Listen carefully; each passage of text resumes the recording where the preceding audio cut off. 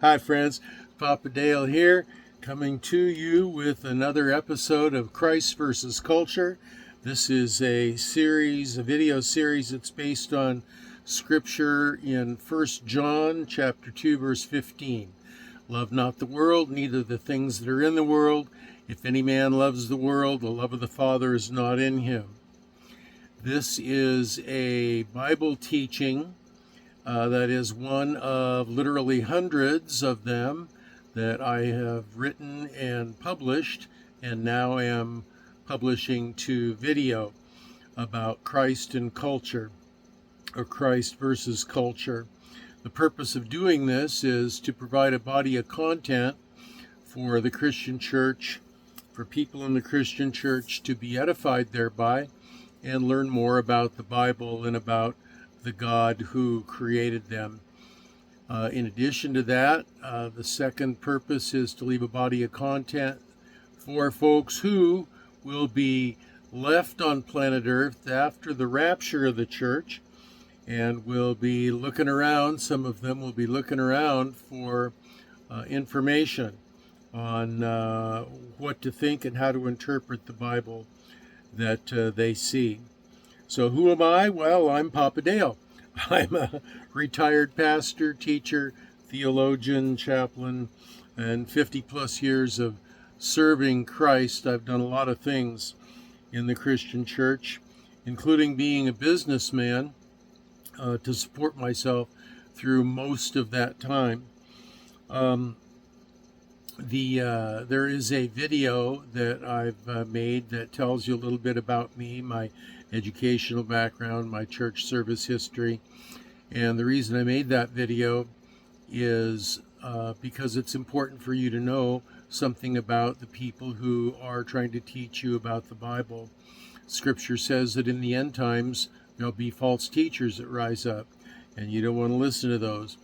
But there are two ways that you can kind of discern who is true and who is false. You can learn about their background and their service history and see about the consistency of that part of their life. But most importantly is you compare what they teach with what the Scripture says. And if the Holy Spirit confirms to your spirit that it's true, then you can believe it and you can act on it. So today's teaching in the series Christ versus Culture is a teaching titled, Your Understanding is Flawed. And the understanding of the vast majority of people is flawed. Your understanding is flawed.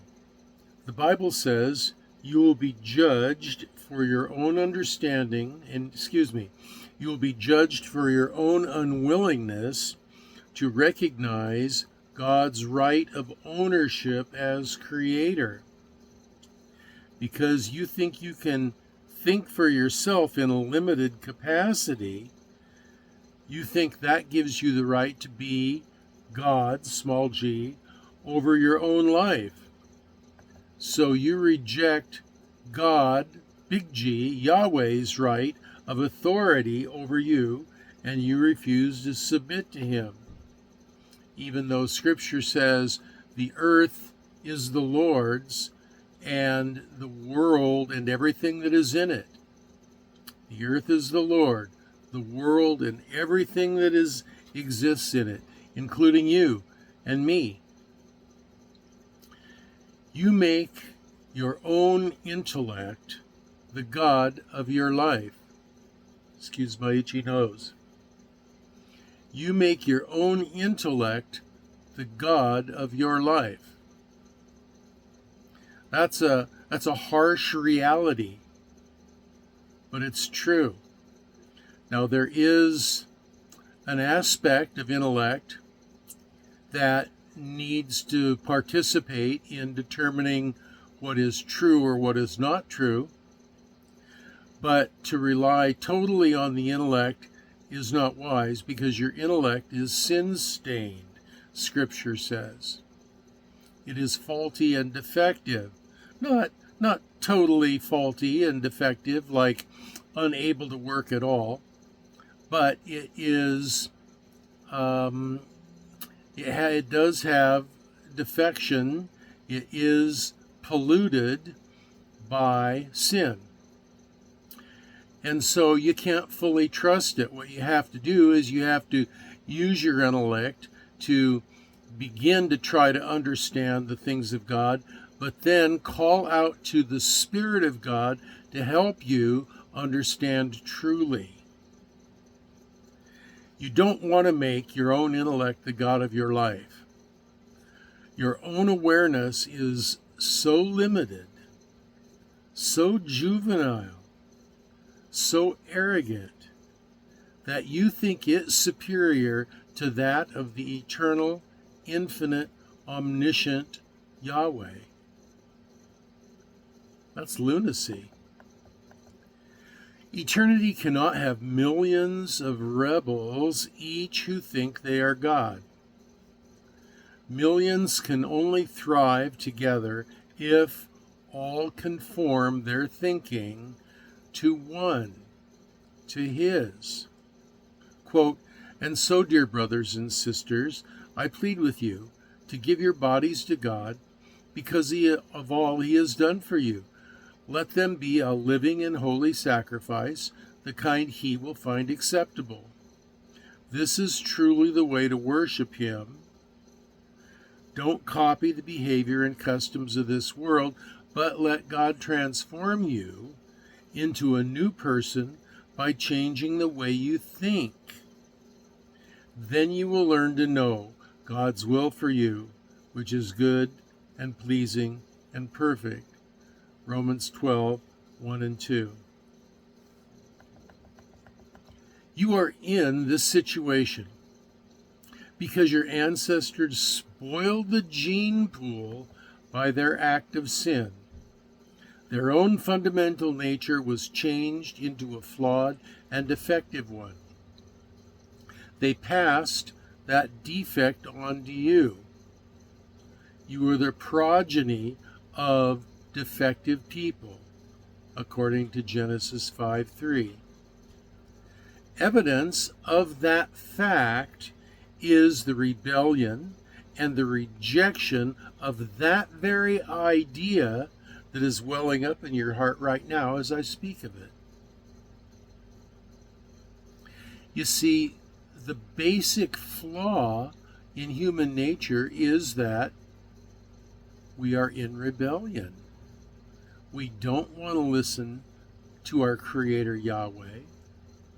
We want to listen to our own heart, and the problem with that is, according to Jeremiah 17:9, the heart of man is deceitful above all things and irredeemably wicked. You can't fix yourself. If the effect of moral deviation in eternity were left to metastasize and gain momentum, if God just ignored sin, just brought people into an eternal state and just left them to live their own lives, sin would metastasize and gain momentum, and it would eventually so pollute the eternal state there would be no difference between heaven and hell. But God graciously came to fix that problem by Himself becoming a human, Jesus, and paying the price for all sin, for all time, for all who will dynamically believe it and trust Him for it. Moreover, He made it a super easy fix. It's free. It's a gift, according to Ephesians 2:8, verse 9. It only requires dynamic belief and trust. No endless reincarnations, no walking on coals once a week for 39 years, no slashing your wrists, no washing the toilets with a toothbrush in the church building, no performing rituals or reciting slogans. It's as easy as ABC. A, you just agree with him. I'm a flawed sinner. I cannot save myself. B, you just choose to believe that he came to fix me by dying in my place, getting buried, and arising from the dead on the third day after his burial, just as the scripture said that he would be. And C, commit. I commit to following him as best I can, forever, as Savior, leader, and Lord. Do this, and you can be certain that if you should die tonight, you would spend eternity in heaven. And I pray you will do this, and I pray that you will do it now. You can leave any comments, questions, or prayer requests in the comments section below. There's a link there to my Facebook page. You can leave them there. And there's a link down below to these lesson notes. And you can read through them more slowly and look up the scriptures individually. The next video coming up is going to be all about, I don't know, because the Holy Spirit leads me to post different videos at different times. I have an order in which I tend to follow that order, but the Holy Spirit takes me out of that order quite often, and often will give me a new idea about something, a new article to write, and I'll write that, and he'll say, okay, now post this. So I don't really know what the next video is going to be. I only know that it's going to be a good one, because they're all led by the Holy Spirit. So until that next video, this is your old pal Papa Dale saying, I'm signing off for now, and I'm going to pray for you that you will be well and that you will be blessed.